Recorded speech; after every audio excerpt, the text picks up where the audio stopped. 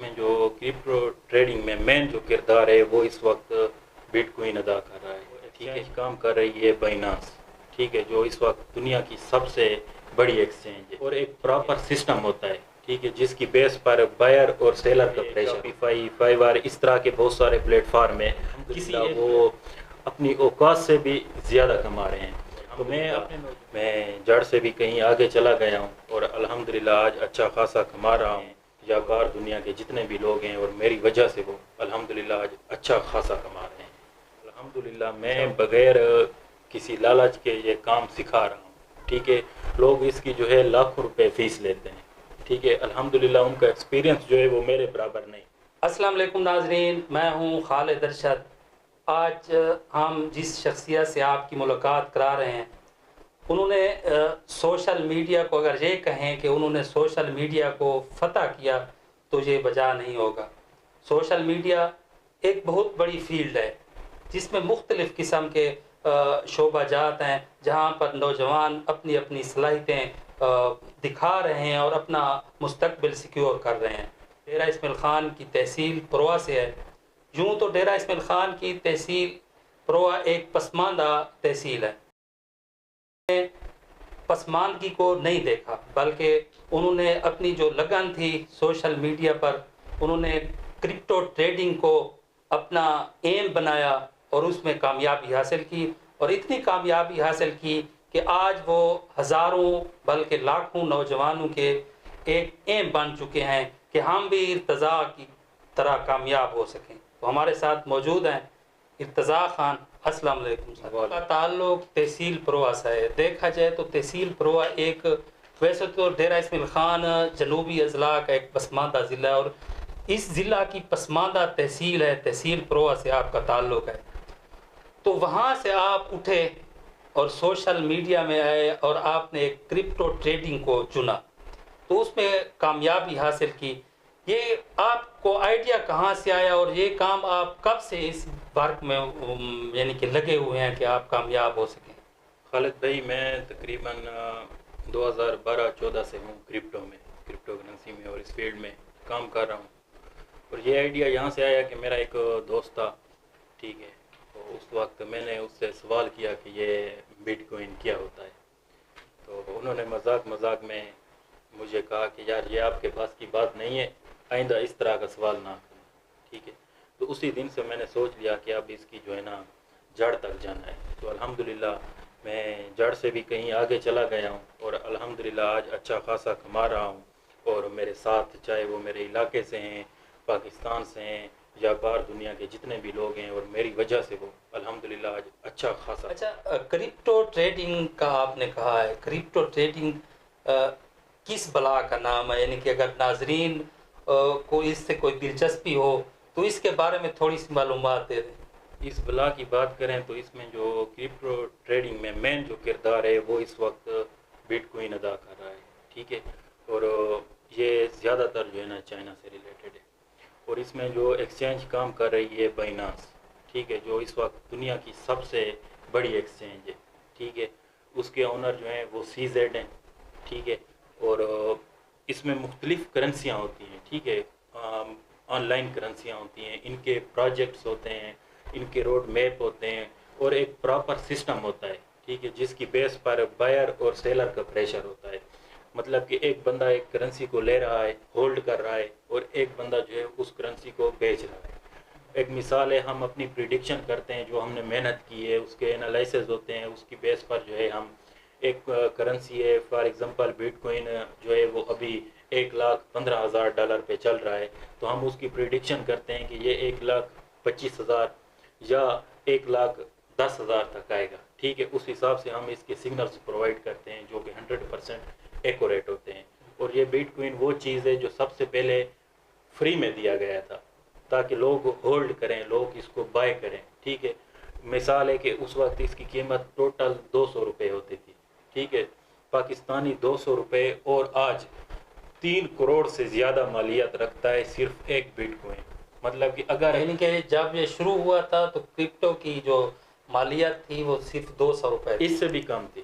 میں کہہ رہا ہوں کہ پہلے فری میں دے رہے تھے, ٹھیک ہے. جن لوگوں نے اس کو سمجھا ٹھیک، اور اس میں کام کرنا سٹارٹ کیا تو وہ الحمدللہ آج لاکھوں میں کما بھی رہے ہیں اور انہوں نے اچھا خاصا اپنا وہ بنا بھی لیا ہے پیسہ۔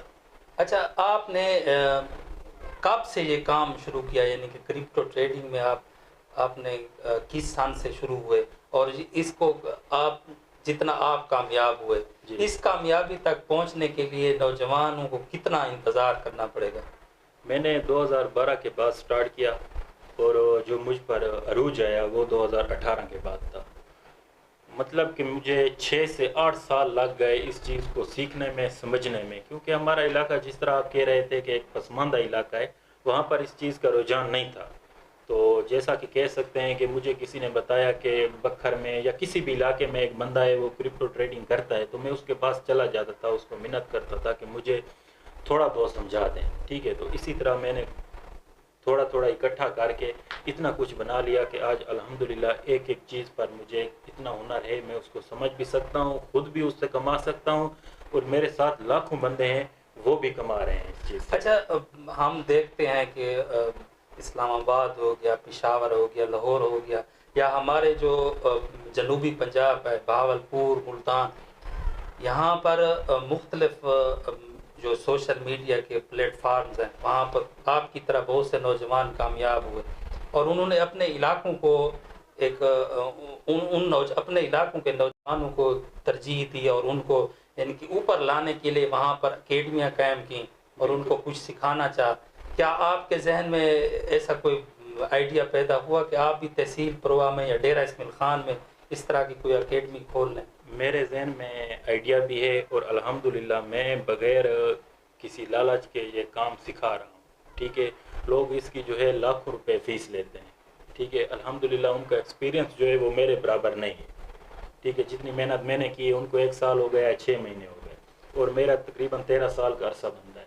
اس کے باوجود بھی میں اپنے علاقے کے لوگوں کو فری میں سکھا رہا ہوں، اور میرے علاقے میں پروا میں آس پاس ایسی بہت ساری مثالیں موجود ہیں جن کو میں نے خود سکھایا ہے، اور وہ اگر کسی چھوٹی سی نوکری وغیرہ کر رہے تھے پرائیویٹ، تو الحمدللہ وہ لاکھوں روپے بیٹھ کے کما بھی رہے ہیں۔ اور انشاءاللہ آپ کی پوسٹ میں بہت سارے لوگ ایسے کمنٹ کریں گے جو آپ کو بتائیں گے کہ انہوں نے ہمیں سکھایا بھی ہے اور کسی قسم کی کوئی فیس نہیں لی۔ ہاں، کوئی صاحب استطاعت بندہ ہوتا ہے تو اس کی ہم فیس مقرر کرتے ہیں، کوئی 10-15 ہزار روپے، اس سے زیادہ ہم اس پہ لگا بھی دیتے ہیں، اس کی خدمت کرتے ہیں، سب کچھ کرتے ہیں۔ وہ بھی اس لیے کرتے ہیں کہ تاکہ اس کو اس چیز کی تحصیل پروا کے نوجوانوں کو کیا پیغام دینا چاہیں گے کہ وہاں پر بے روزگاری بہت زیادہ ہے، وہاں کے جو نوجوان ہیں یا تو وہ کسی سیاستدان کے پیچھے بھاگتے ہیں، یا وہ بیوروکریسی کے منتیں ترلے کرتے ہیں، بہت بے روزگاری ہے، آپ نے بھی دیکھی ہوئی ہے، تو کیا پیغام دینا چاہیں گے کہ وہ ایک اچھا روزگار اپنا وہ بنا سکیں؟ سب سے پہلے تو ایک سوچ ہوتی ہے ایک علاقے میں، ہم اگر اپنے آس پاس کے علاقے میں جائیں، بکھر ہو گئے یا کوئی علاقہ ہو گیا، وہاں سے آج سے کافی لوگ تھے مطلب کہ جو بے روزگاری کا شکار تھے، ٹھیک ہے۔ تو انہوں نے ساتھ ساتھ اپنی تعلیم کے ساتھ ساتھ آن لائن کام شروع کیے۔ وہ کرپٹو نہیں تھے، وہ مطلب کہ وہ امیزون ہو گیا، ٹھیک ہے، ای بے، شاپیفائی، فائیور، اس طرح کے بہت سارے پلیٹ فارم ہیں۔ کسی ایک پلیٹ فارم میں وہ گئے، انہوں نے محنت کی، اور آج الحمدللہ وہ اپنی اوقات سے بھی زیادہ کما رہے ہیں۔ تو میں اپنے نوجوانوں کو یہی سوچ دینا چاہتا ہوں، بلکہ میں یہ بات چیلنج سے کہتا ہوں کہ الحمدللہ میں نے اپنے علاقے کی سوچ کو بڑا تبدیل کیا ہے، ٹھیک ہے۔ جو لوگ پہلے اس طرح کی بیماری کا شکار تھے، اس طرح کی سوچ کا شکار تھے، الحمدللہ وہ اب اس چیز سے نکل چکے ہیں، ٹھیک ہے۔ وہ مختلف پلیٹ فارم پہ، آن لائن پلیٹ فارم پہ کام کر رہے ہیں، اور اپنی لاکھوں کی کمائی بھی گھر بیٹھے حاصل کر رہے ہیں۔